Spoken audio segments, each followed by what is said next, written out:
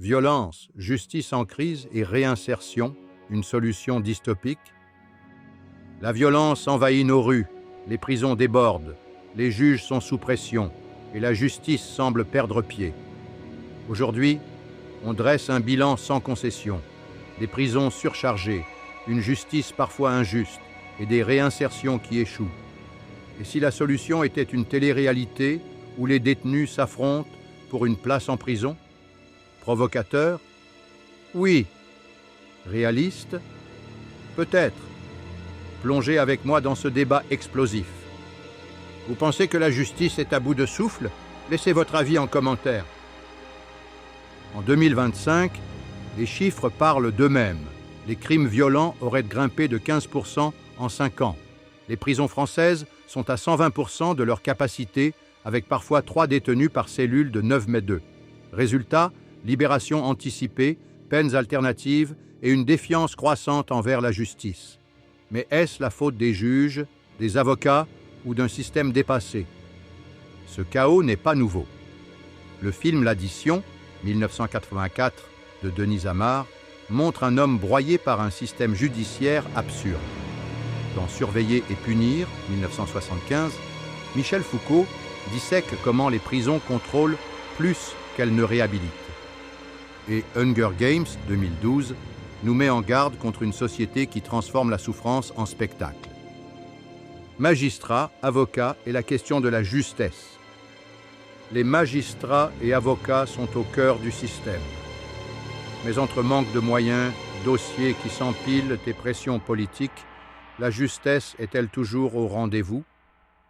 En France, un juge peut traiter des centaines de dossiers par an, parfois en quelques minutes par audience.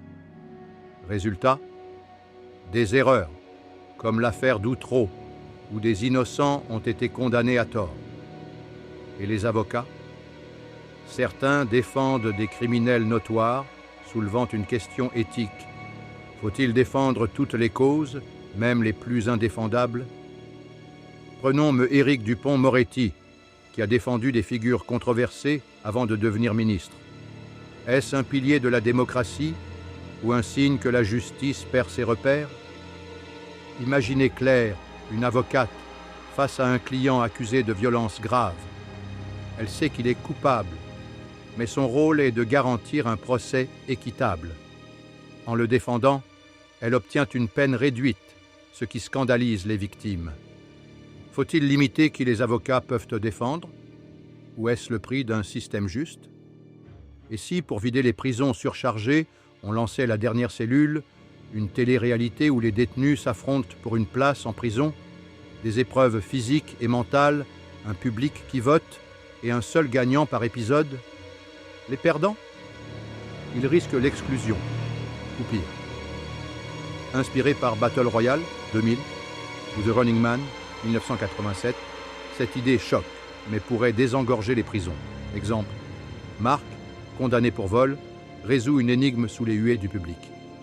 S'il gagne, il a une cellule et des cours de réinsertion. S'il perd, il est livré à lui-même. Solution radicale ou dérive inhumaine. La télé-réalité, c'est provocateur. Mais quelles sont les vraies solutions pour les prisons surchargées et une justice perçue comme laxiste?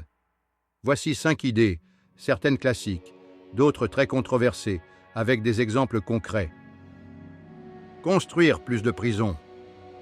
Construire des prisons modernes avec des cellules individuelles et des programmes de réinsertion. Dans une ville fictive, une prison high-tech est bâtie pour 200 millions d'euros, offrant 1000 places. Sophie, une contribuable, râle contre la hausse des impôts, mais se sent plus en sécurité quand un récidiviste est enfin enfermé.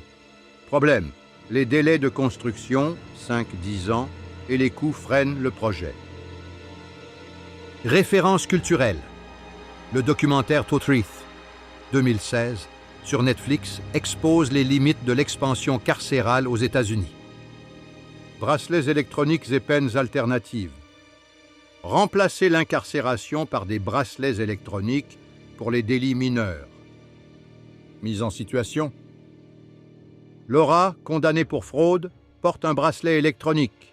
Elle travaille la journée mais doit être chez elle de 20h à 6h. Un soir, son bracelet tombe en panne et la police intervient. Efficace? Pas toujours. 10% des porteurs de bracelets récidivent, selon des chiffres de 2023. Référence culturelle, Disturbia, 2007, montre les failles des bracelets électroniques à travers un jeune confiné chez lui. Prison privée? Confier la gestion des prisons à des entreprises pour réduire les coûts. Mise en situation? Paul, condamné pour vol, est dans une prison privée. Les conditions sont meilleures, mais l'entreprise coupe dans le personnel pour maximiser les profits, provoquant des tensions. Les actionnaires gagnent, mais les détenus et gardiens sont en danger. Référence culturelle, The New Jim Crow, 2010, de Michel Alexander, critique les prisons privées comme un moteur d'incarcération de masse. Camp de travail pour détenus non violents. Créer des camps où les détenus travaillent sur des projets publics, routes, reforestation, pour des remises de peine. Mise en situation. Karim, condamné pour escroquerie, reboise une forêt dans un camp. Il gagne des jours de liberté, mais les conditions sont dures et certains parlent d'esclavage moderne. Les habitants locaux, eux, profitent des routes réparées. Référence culturelle, Les Évadés, 1994, montre des détenus travaillant hors prison entre réhabilitation et exploitation. Amnistie ciblée. Libérer les détenus pour délits de mineurs pour faire place aux criminels violents. Mise en situation.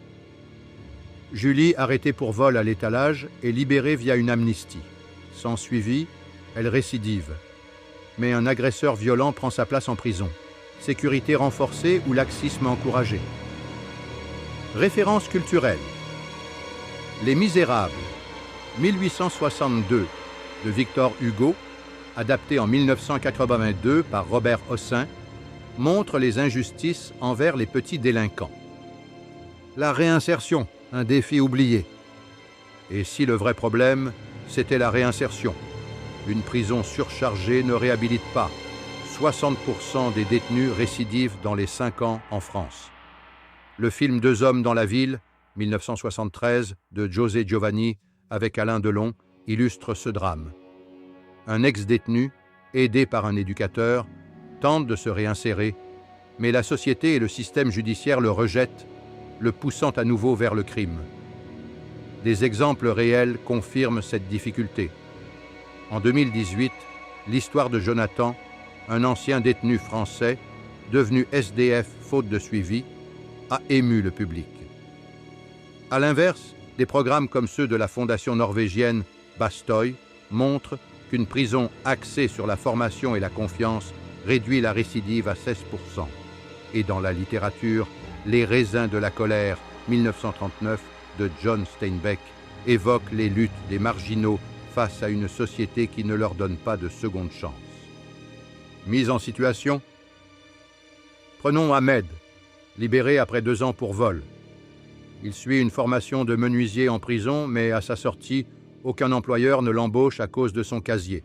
Sans argent, il vole à nouveau. Avec un meilleur accompagnement, aurait-il pu s'en sortir? Référence culturelle. Regardez Deux hommes dans la ville pour comprendre les défis de la réinsertion. Lisez Les raisins de la colère pour une plongée dans l'exclusion sociale ou explorez des documentaires comme The Work, 2017, sur des thérapies en prison. Vous croyez en la réinsertion? Partagez une histoire ou une idée en commentaire.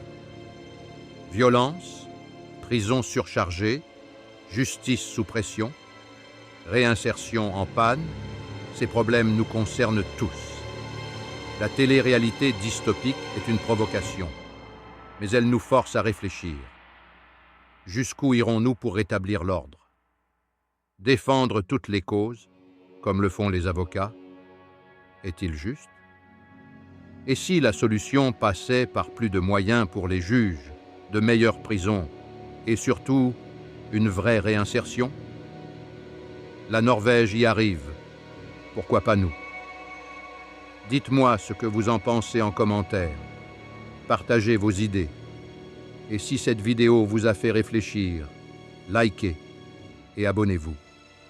Pour creuser, regardez Deux hommes dans la ville, lisez Surveiller et punir de Foucault ou plongez dans Threads sur Netflix. Ces œuvres nous rappellent qu'une autre justice est possible si on agit. Merci de nous avoir suivis. Partagez, laissez vos commentaires et surtout abonnez-vous